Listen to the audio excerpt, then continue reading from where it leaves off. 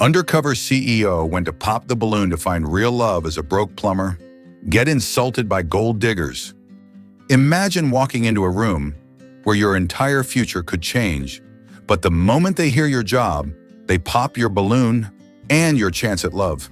He wasn't rich to them, he wasn't powerful, he was just another broke plumber. They laughed, they mocked, they rejected him without even knowing his name. But what they didn't know is that he owned the company they all wished they could work for. And when the truth finally came out, everything exploded. Before we dive into this crazy ride, drop a comment below telling us which city you're watching from. I'd love to see where all our viewers are tuning in from. And if you haven't yet, don't forget to hit that subscribe button to stay up to date on all the latest undercover stories. Meet Marcus Hale, 36, a self-made millionaire, and the proud CEO of Hale Plumbing Solutions. No investors, no shortcuts, just busted knuckles, sleepless nights, and a daughter he loved more than life itself. But success came with a price. Marcus didn't trust easily anymore. Was it him they loved, or just his bank account? Desperate to find something real, Marcus did the unthinkable. He signed up for Pop the Balloon or Find Love, a dating show where one pop could end everything. Only this time, he wasn't stepping onto the stage in designer suits or polished shoes. Instead, he wore an old flannel shirt, dusty jeans, and a shy, uncertain smile. The same clothes he used to work in, before the millions. Inside the studio, the lights burned hot.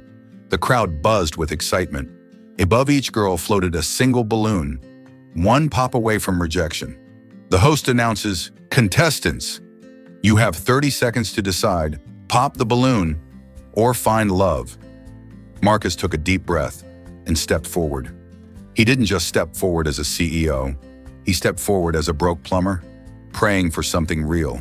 Marcus stepped up, clearing his throat, his voice low but sincere. "Hi, I'm Marcus. I'm a plumber. I have a little girl who's my whole world. I'm just looking for someone genuine, someone real." For a moment, silence. Then, pop! The first balloon burst like a gunshot. The host leaned forward with a teasing grin, microphone in hand. "Oof, that was quick. Jessica, why'd you pop so fast?" Jessica flipped her hair, laughing. "A plumber? Please, I need a man who can build empires, not unclog my sink." The crowd chuckled, some nervously. Before Marcus could even process it, pop! The second balloon exploded. The host turned toward Ashley. "Ashley, no hesitation there. What's up?"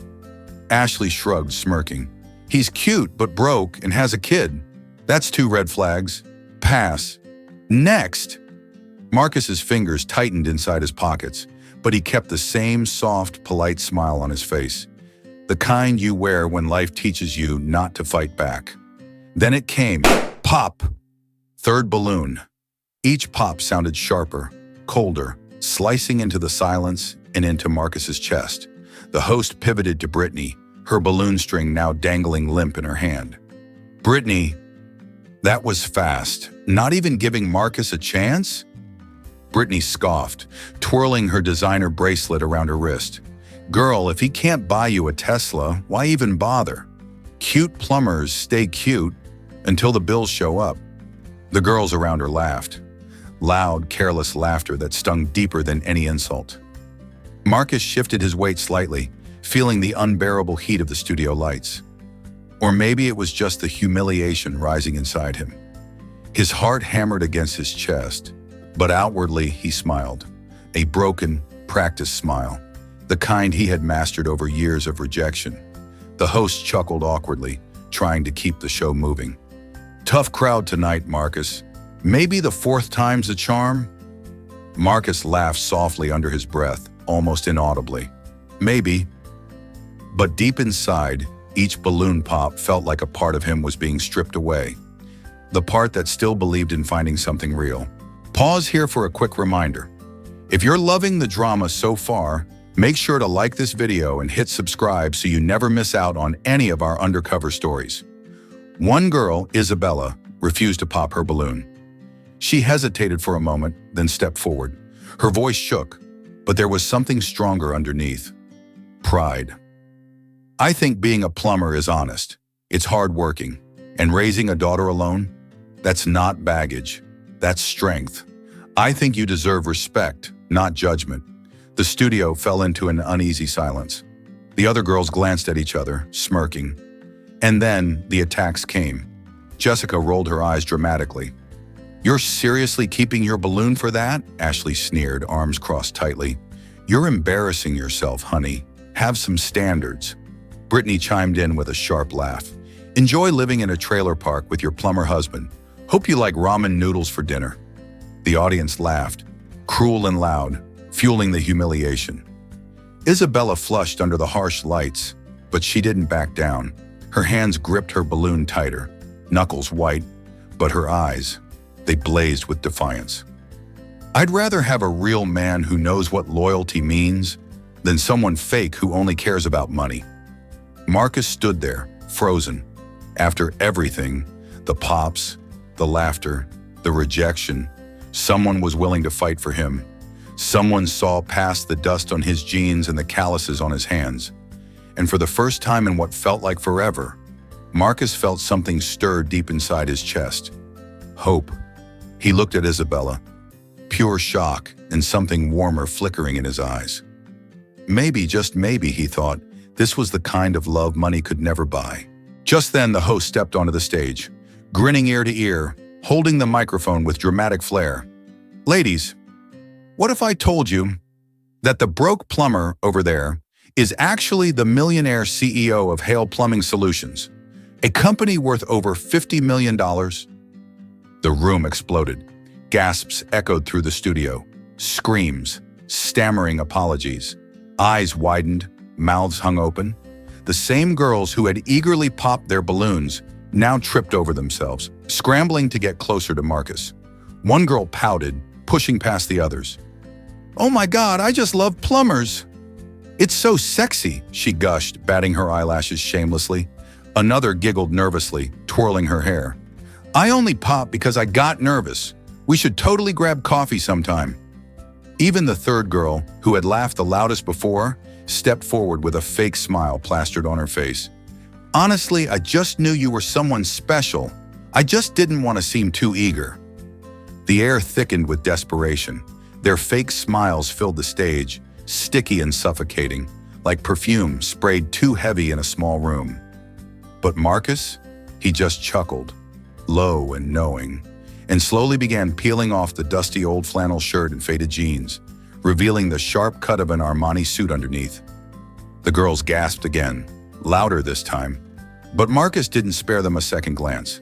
Microphone in hand, he spoke, calm, but every word landing like a hammer. "I went undercover because I needed to know the truth, not just about women, but about people. I built Hale Plumbing Solutions from nothing. No silver spoon, no investors. Just busted knuckles, long nights, and a little girl waiting at home, praying her dad wouldn't give up." He paused, his voice thick with emotion. "My daughter is my world. I don't want her growing up thinking she has to change who she is just to be loved. So why should I?" The girls shifted awkwardly, their earlier cruelty now hanging between them like a shameful secret. Marcus shook his head gently. "Money can buy a lot of things, but it can't buy character. It can't buy love." Without another word, he turned his back on them all. Instead, he walked straight to Isabella, the only one who had seen him when everyone else saw only the dirt under his fingernails.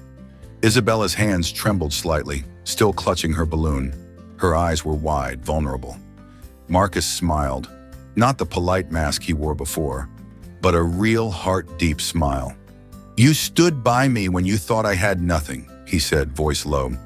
"How about we go find out what life looks like when you stand by someone who has everything and still chooses you?" Isabella's lips parted in shock and then curled into a smile that could have lit up the whole studio. And just like that, Marcus reached for her hand. And the crowd erupted into cheers that, for once, weren't fake at all. Taking Isabella's hand gently, Marcus smiled, a soft, sincere expression that reached his eyes. "Thank you for seeing me when everyone else didn't."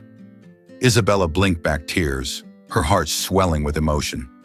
She had expected a different kind of man to walk through that door, someone rich, polished, and flawless. But instead, she had found Marcus, the real man beneath the surface. He whispered, voice low but full of meaning. "How do you feel about going on a date? To Italy?" Her eyes widened in surprise, and then a laugh escaped her lips. She nodded quickly, still trying to absorb the whirlwind of the last few moments. "Only if I can pop a balloon first," she joked, a sparkle of humor returning to her.